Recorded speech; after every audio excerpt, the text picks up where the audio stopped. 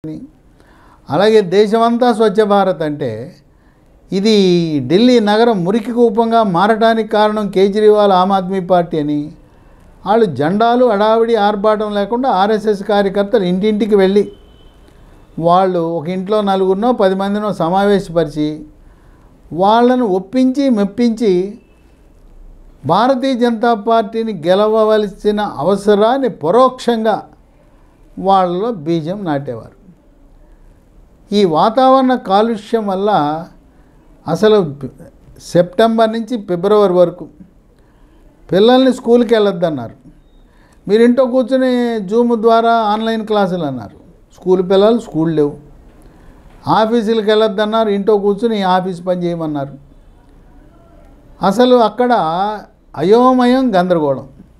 విమానాలు అయితే అంతర్జాతీయ విమానాలు జాతీయ విమానాలు సెప్టెంబర్ నుంచి ఫిబ్రవరి వరకు ఎప్పుడు ఎగురుతాయో తెలియదు, ఎప్పుడు దిగుతాయో తెలియదు.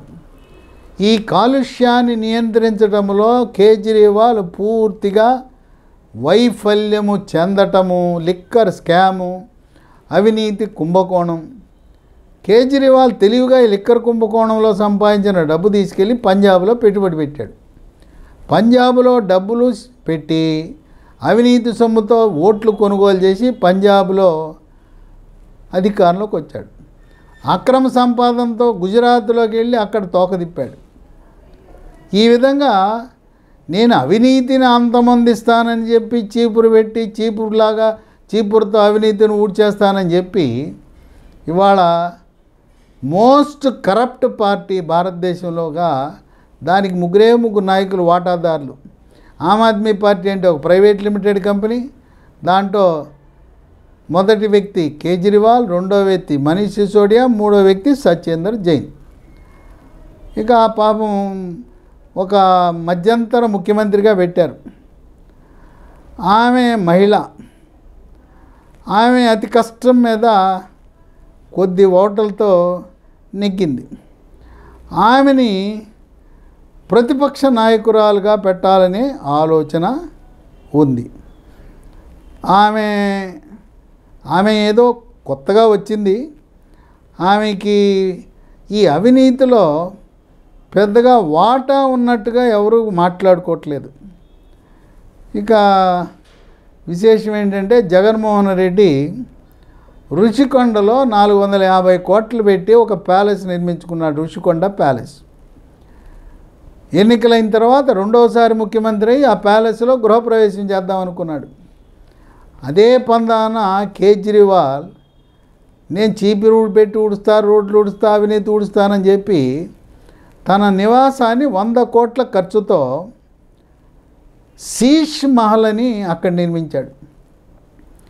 ఆ శీష్ మహల్లో ప్రవేశం చేయకుండా చేయాలని చెప్పి భారతీయ జనతా పార్టీ ఆర్ఎస్ఎస్ కార్యకర్తలు దాని గురించి ప్రజలకు అవగాహన కల్పించి ఆ శీష్ మహల్లో ప్రవేశించకుండానే కేజ్రీవాల్కి ఇవాళ ఆయన గెలవలేదు, శాసనసభకి వెళ్లకుండా బయటే ఉండేలా చేశారు. ఇప్పుడు ఈ అతిశి అనే ఆమె అక్కడుండే ఒక ప్రముఖ బీజేపీ నాయకుడిని ఓడగొట్టింది, రమేష్ బిదూరి.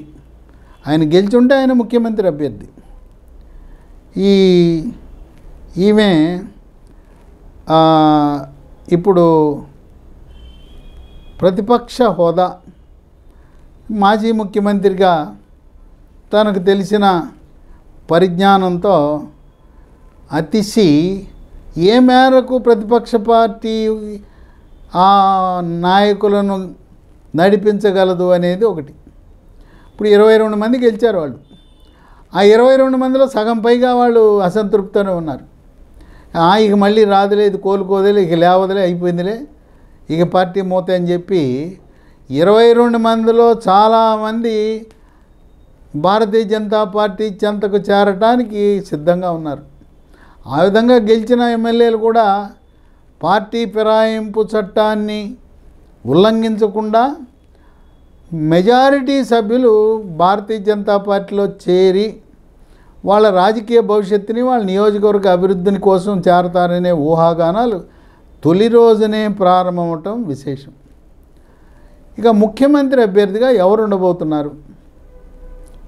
ఈ ముఖ్యమంత్రి అభ్యర్థి అనేది ఈరోజే ఫలితాలు విడుదలైన 8వ తారీఖు శనివారం సాయంత్రం భారతీయ జనతా పార్టీ జాతీయ కార్యాలయంలో ప్రధానమంత్రి అమిత్ షా, జేపీ నడ్డా పెద్దలందరూ ఒక భారీ బహిరంగ సభ ఏర్పాటు చేసి అక్కడ కార్యకర్తలందరికీ ధన్యవాదాలు తెలిపిన తర్వాత ఆ సభ అవగానే అక్కడే సమావేశం అవుతారు.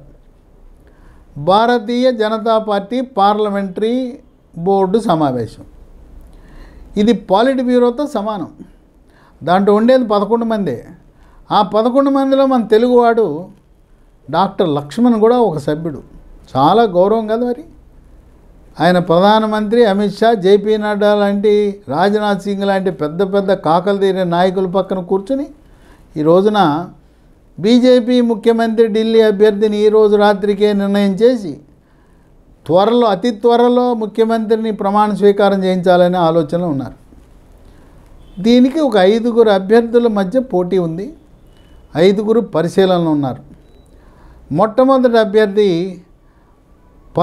పర్వేష్ సింగ్ వర్మ. ఈయన కేజ్రీవాల్ను ఓడించాడు.